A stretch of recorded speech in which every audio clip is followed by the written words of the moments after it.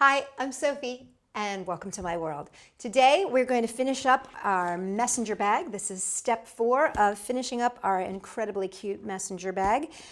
Last time we made the flap and we added the strap. Now all we're going to do is embellish. Now basically what I'm teaching you today is just embellishing the edges, and that's going to add a little extra strength, and it's also going to make it look pretty. For the project, you will need the messenger bag embellishment tape, a work surface, scissors, ruler, X-Acto knife. Now you should also know, if you really want to go to town and embellish your messenger bag, that you could use duct tape stickers. And if you haven't seen my duct tape sticker tutorial, just check it out. There's a link down below. What we're going to be doing for our edging is we're just going to be using a different color of tape, an embellishment tape. This is a fun pattern. This is one of those patterns, I have to tell you, the Dollar Tree has incredible pattern tapes. Now, the problem with them is that they don't stay in style very long. They are like literally in and out. So now what I'm doing here, I should show you from this way, is I'm actually using my bag as the measuring. So there we go, and I'm going to cut it right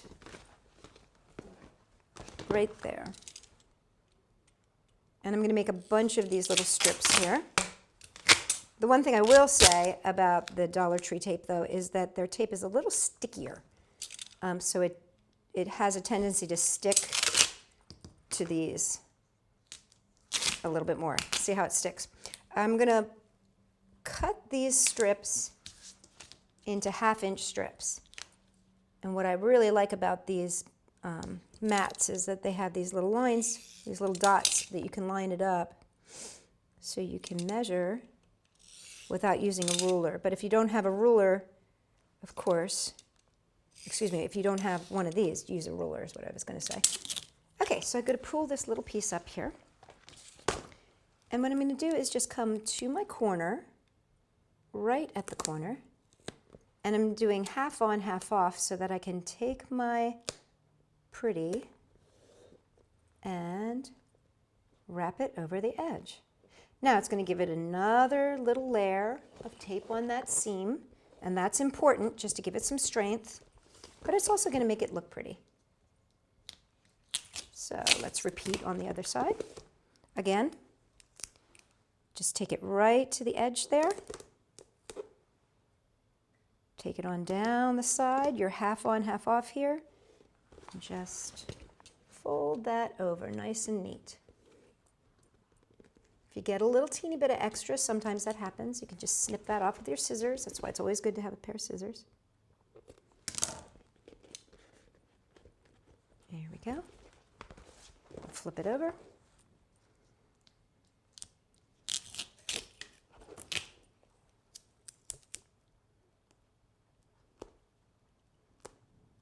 Half on, half off, and down, and the last one.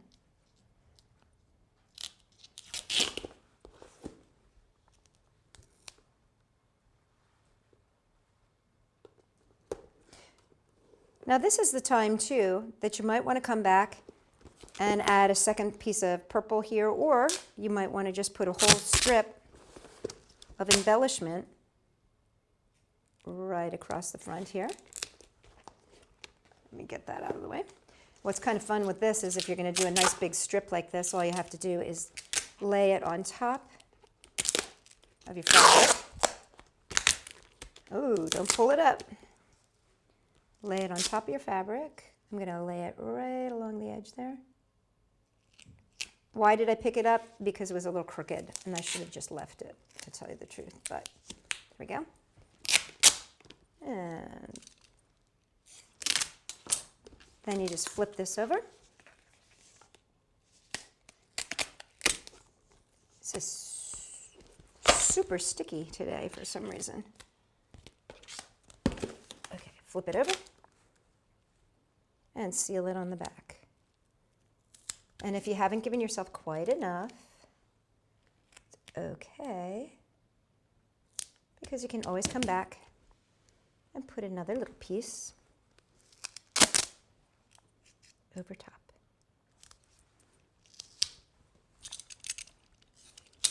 Now it's up to you how you embellish.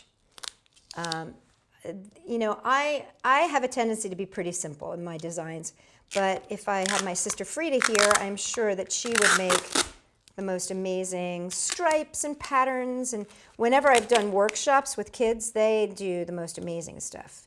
So I am just going to show you basics here, but you should feel free to go to town. And like I said, if you wanted to make your initials on here, you could use the duct tape sticker tutorial to put your name on here, initials on here.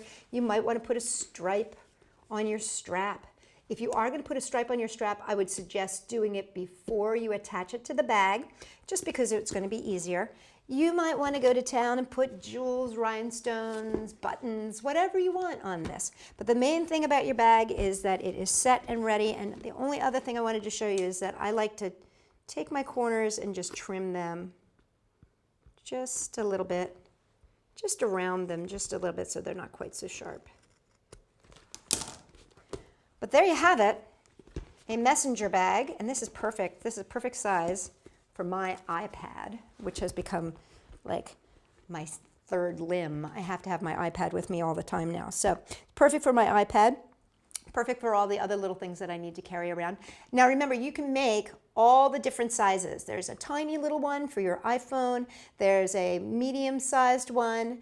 There's a next medium-sized one, which is a little bit bigger. And then, of course, don't forget, if you haven't seen it,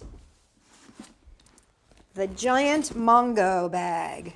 And again, all these sizes are done in exactly the same way. The only thing that you need to do is use bigger or smaller fabric. And all of those sizes are on my website, www.sophie-world.com. For more great ideas, check us out, sophie-world.com, and you too can be toting around your messenger bag.